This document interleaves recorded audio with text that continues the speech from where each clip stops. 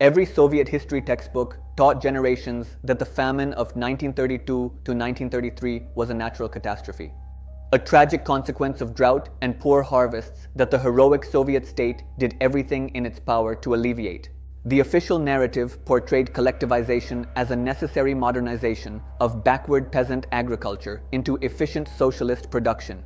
Stalin's government was depicted as responding to crisis with emergency grain allocations and compassionate intervention. And the West, we were told, manufactured horror stories to discredit a system it feared. But in January of 1933, while Ukrainian peasants were dying at a rate of 28,000 people per day, the Soviet state held over 1,141,000 tons of grain in partially secret reserves that Stalin explicitly refused to release. The breadbasket of Europe was being emptied to fill the granaries of the state. Question why? Did the same regime that claimed to be feeding the starving simultaneously export 1,730,000 tons of grain in 1932 and another 1,680,000 tons in 1933 while rejecting every offer of international relief? How did a famine that killed between 3.5 million and 5 million Ukrainians become invisible to the conscience of the world? Even as British and American journalists filed reports that were buried, discredited, or simply ignored by newspapers more interested in access than in truth. To understand the architecture of this deception, one must examine the stage upon which it was performed. In 1928, Stalin abruptly reversed the gradualist agricultural policy and launched forced collectivization.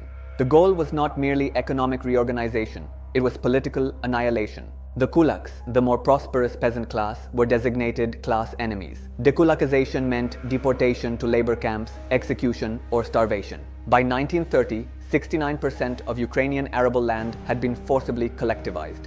The harvest of 1930 was good, but the state extracted 7.7 million tons from Ukraine alone, 38% of all grain consigned in the entire Soviet Union. Even though Ukraine produced only 27% of the all-Union harvest, the seed grain for the following year was confiscated. The machinery of extraction was already in place before the famine began. When the 1931 harvest fell to 18.3 million tons, the quota remained identical. By 1932, the harvest had collapsed to 14.6 million tons. The quota was only marginally reduced to 6.2 million tons, then to 5.6 million. Molotov and Kaganovich were dispatched to Kharkiv to enforce collection. Troops and armed brigades swept through villages.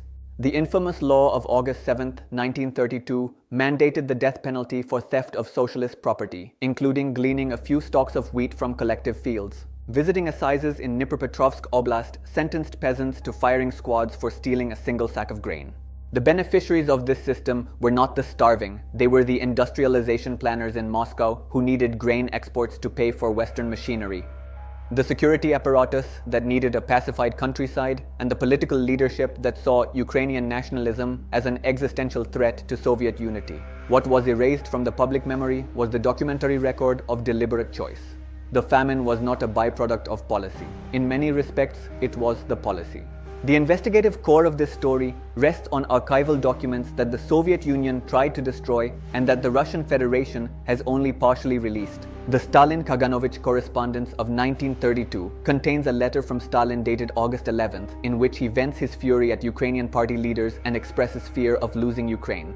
He associates resistance to grain collection with Ukrainian nationalism and Polish efforts to promote secession. He orders Kaganovich to turn Ukraine into a fortress of the USSR within the shortest possible time. This was not the language of a leader responding to natural disaster. It was the language of a commander ordering a siege against his own population. The OGPU secret police reports from July 1932 document starvation, cannibalism, and suicide across the Ukrainian countryside. Yet, on January 22, 1933, the Central Committee issued a decree sealing the borders of Ukraine, preventing starving peasants from fleeing. An estimated 150,000 excess deaths resulted directly from this internal passport policy. The grain export figures are not disputed even by sympathetic historians. 1,730,000 tons in 1932, 1,680,000 tons in 1933. Michael Ellman calculates that the 1932 to 1933 exports alone would have been enough to feed 5 million people for 1 year.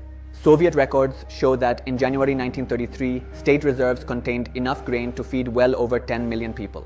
The regime chose to export and hoard rather than feed.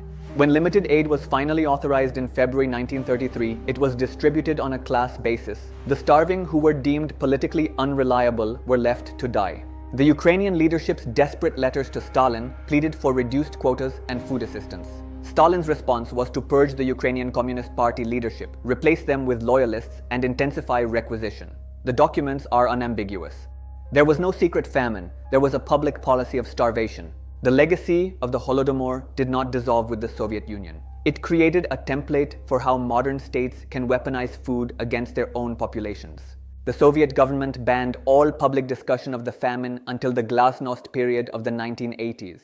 Offers of international aid were rejected on the grounds that no famine existed. Western journalists who reported the truth were systematically marginalized. Gareth Jones, a Welsh journalist who traveled to Ukraine in March 1933 and published eyewitness accounts of empty villages and mass death, was denounced by Walter Duranty of the New York Times, who famously reported that there was no famine or actual starvation.